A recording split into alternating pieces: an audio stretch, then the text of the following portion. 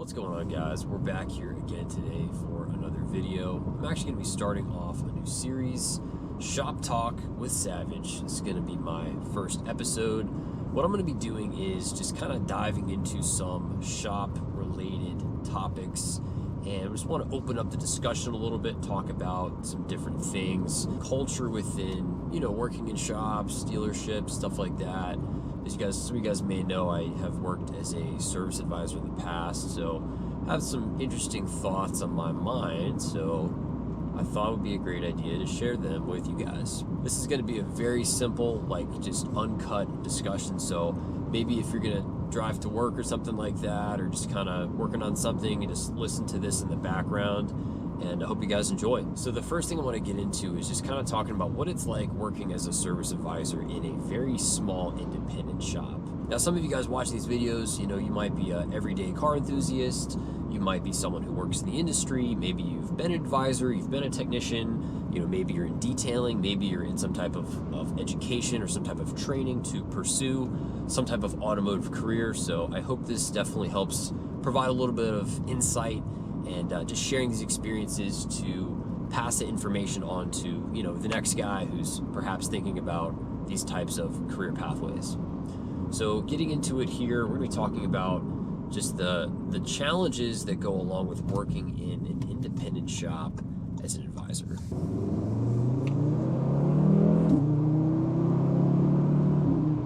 5-cylinder never gets old. So what is a small independent shop? Basically anything other than a dealership. A lot of times you basically have one guy who covers the phone, he's up at a front desk, right? You're checking customers in, checking customers out, you're working on quotes, you're typically the guy that's kind of shuffling around, you're oftentimes wearing a lot of different hats, ordering parts, staging parts, you might be stepping away from the phone, you might be working on moving cars, you might have to go to the back to talk to the guys, you might find yourself just juggling a lot of different tasks within that type of role. Again, you obviously have the customer-facing side of the equation. You're working with your customers' vehicles, right? You're explaining to them, what is the update on their car, what's it going to take to fix it, X, Y, and Z. And obviously, you're also going to have the back end of it where you're going to be in communication with the technicians, hopefully working collaboratively to take care of whatever it is that the vehicle comes in for. So, it might be a service, might be performance, could be a combination of both. Unfortunately, what happens a lot of times, which again, I'm speaking from my personal experience here, is you're the advisor guy, you're in the driver's seat, you're trying to overlook the schedule, you're checking people in, you're checking people out, you're trying to work on quotes, you're trying to cover the phone, you're trying to make sure you're up to date with everything going on in the shop, you got to make sure you've got a handle on all the parts coming in, etc. And it just, a lot of times, it's just, you've got so many plates spinning, it just becomes overwhelming. When you're dealing with so many tasks, it's often very difficult to do 5, 6, 7 or more things well when you're constantly interrupted and pulled so many directions, right? Now, I know a lot of you guys have probably called different shops before. You're like, hey, I'm trying to get a quote on this, that, and the other for my car. And people might have the expectation that the service advisor, again, the guy who's flying solo, he's the one man holding down the fort up front, you expect him to stop what he's doing with you on the phone and just build a quote from scratch and just go line by line and cover everything. Now, depending on the business model, if it's performance, if it's service, things can differ.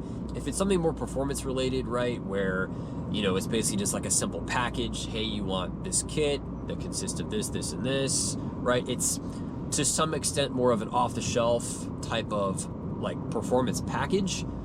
It's not going to be that difficult, right? Because you're basically just reviewing a pre-configured set of parts and services applicable to one or often many types of cars within the same platform. With service or repair inquiries, it's really a whole different ballgame. Obviously, a person can describe their problem or what they think their problem is, but without the vehicle in-house, having it examined or diagnosed by a technician, it's really all just going to be basically speculation. So a lot of times people, they just think that you're going to be able to provide them a quote just right on the fly, just based on what they're describing to you as a problem. And that's just not how it works.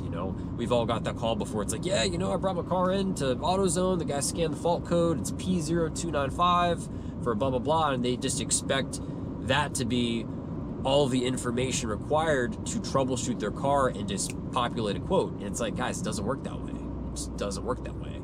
So these are all different things that just make that position as a service advisor very challenging indeed. The next thing that can get pretty dicey is customer expectation with time frame.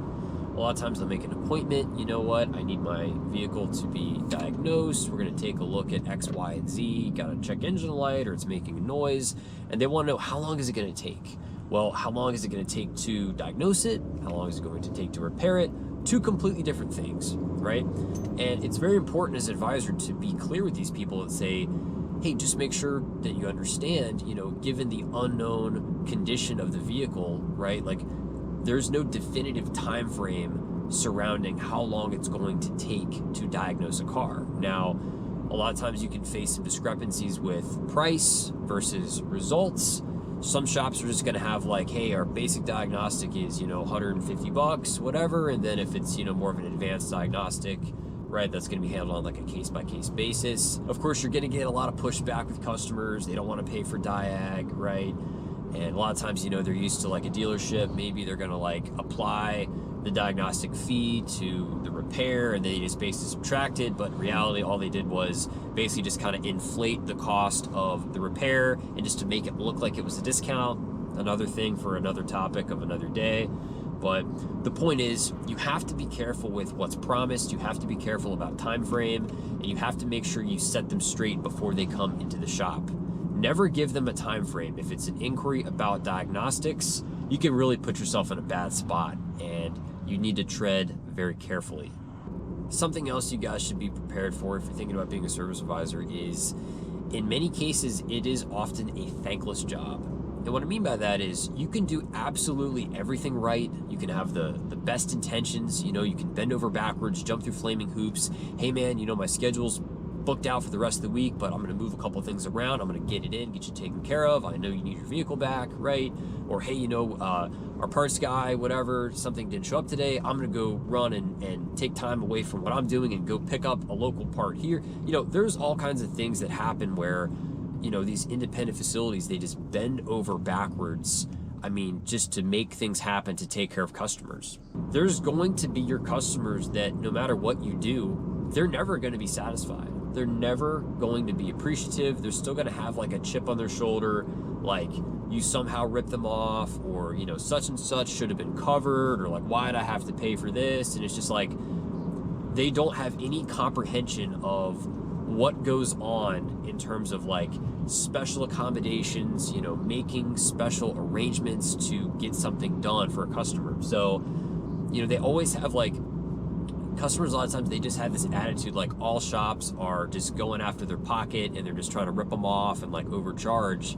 And of course there are some bad shops out there that do that kind of stuff, but there are a lot of really good places out there that are actually trying to help customers out. And it's just like, if you're going to be extremely difficult, you're going to be very like combative and like just demanding and just like throwing a fit over every little thing, and like a business has done everything above and beyond, and it's like they still just, you cannot make that person happy. I have no problem with any type of business parting ways. Like, I'm literally totally fine with, if you need to fire a customer, part ways. Dear Mr. Customer, after going above and beyond to accommodate you within your time frame, we repaired this, this, and this. We probably should have charged this, but we didn't even charge you for that. And it's like, you're still throwing a fit, you're complaining, maybe you're posting negatively on social media that's not really justified.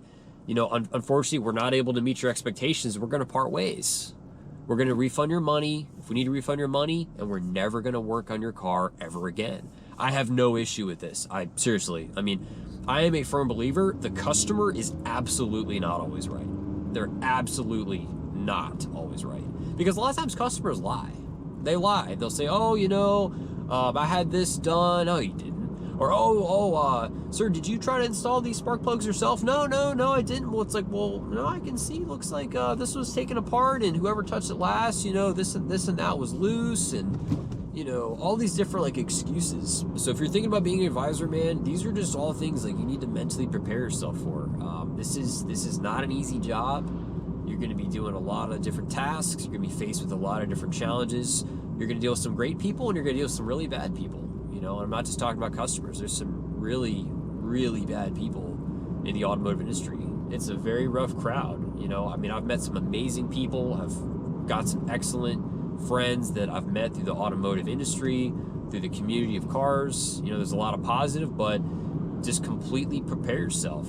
There's going to be a lot of negative as well. So there's a lot of snakes out there, man, let me tell you. So that's my first episode for today. I know that was kind of a long-winded sort of a rant. I know I touched on a couple different topics. I do have quite a few others that I want to kind of just get into, a little bit more specific departments within these different shop cultures. So be sure to stay tuned for that. Make sure to give the video a thumbs up. You know, it really helps me out. Share your shop experience in the comment section down below.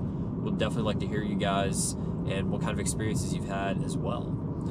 That's all for this one, guys. We'll see you in the next one. Have an awesome